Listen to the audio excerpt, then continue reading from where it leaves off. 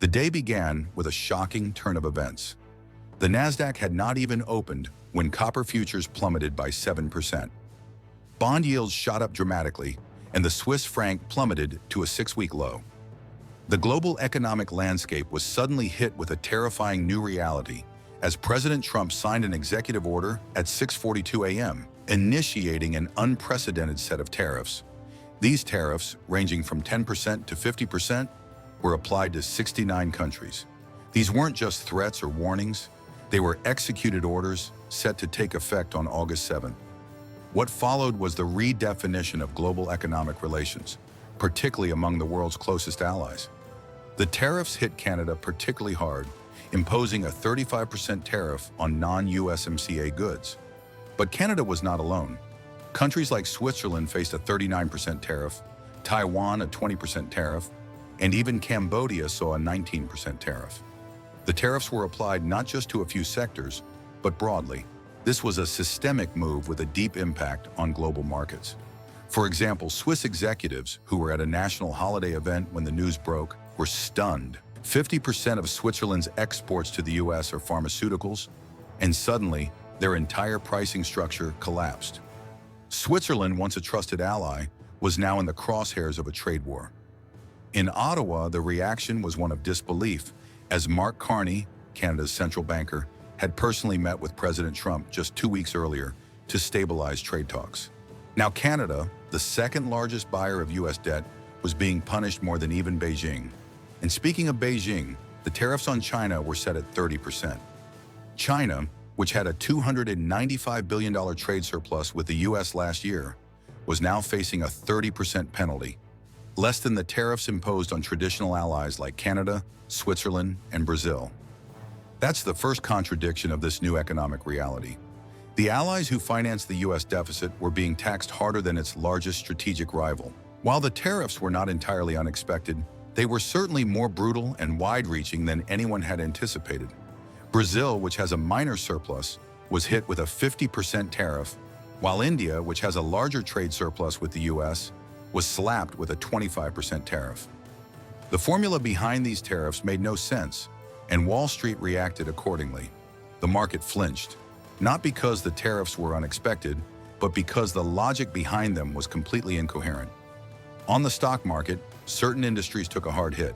Tech stocks dropped by 2%, and industries like copper, steel, and aluminum saw dramatic losses. However, some sectors rose in response to the tariffs. Boeing and ExxonMobil both saw positive movement. The markets quickly realized that this wasn't a typical trade policy, it was weaponized purchasing. This was no longer about trade, it was about forcing countries into submission, essentially creating a ransom menu. James Greer, Trump's trade representative, confirmed this. He pointed out that some of these deals were fixed, while others depended on what the countries could offer. But the true devastation wasn't felt in Asia or Europe, it was in North America. Canada, for instance, sends 78% of its exports to the US, amounting to over $560 billion, roughly a quarter of its GDP. You can't just replace that trade flow in 4 months. Even if Canada retaliates, the US market is irreplaceable. The rationale behind these tariffs was clear. Target the countries that rely the most on US trade, because they're the ones who will feel the pain the most.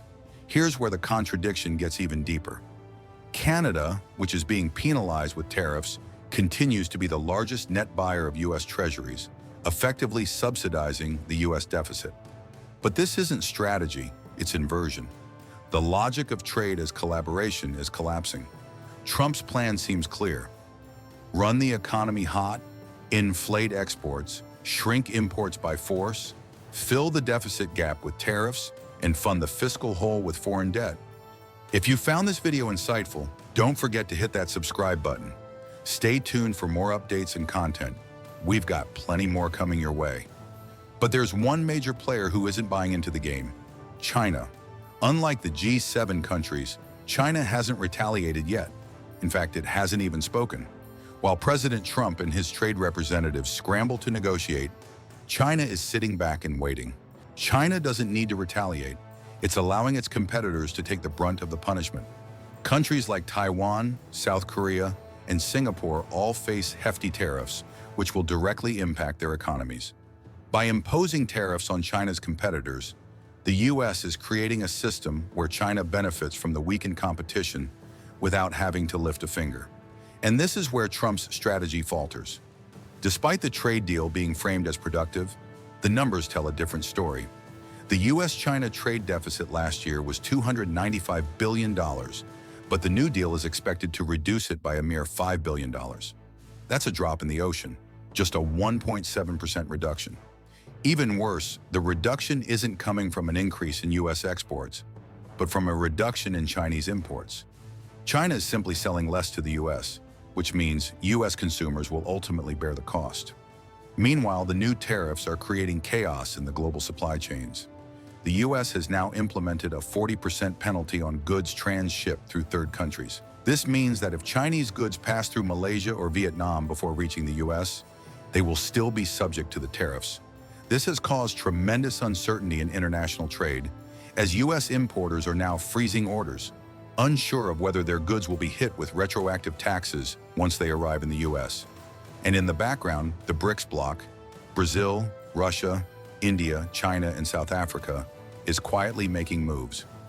At the Rio summit, they signed 4 separate currency swap agreements, including a deal between Brazil and China to settle 70% of their transactions in yuan. This is just the beginning of a shift away from the U.S. dollar. BASF froze a $4 billion expansion in Texas and redirected its research and development efforts to Gujarat, India. Samsung moved its data infrastructure from Virginia to Singapore. This isn't just a geopolitical shift. It's a matter of self-preservation. Companies can't afford to wait for trade agreements to stabilize. They're already seeking new suppliers and new buyers. Trump's tariff policies are creating a global reordering. What began as a campaign to punish China has turned into a full-scale disruption of global trade. It's no longer about punishing rivals or rewarding allies. It's about relevance. And in this new world, the question isn't whether BRICS will replace the G7. It's how long the U.S. can pretend that the handover hasn't already begun. Trade has become a form of tribute, and once America's allies stop believing in the deal, it won't be the tariffs that hurt. It will be the silence that follows. If you found this video insightful, don't forget to hit that subscribe button. Stay tuned for more updates and content. We've got plenty more coming your way.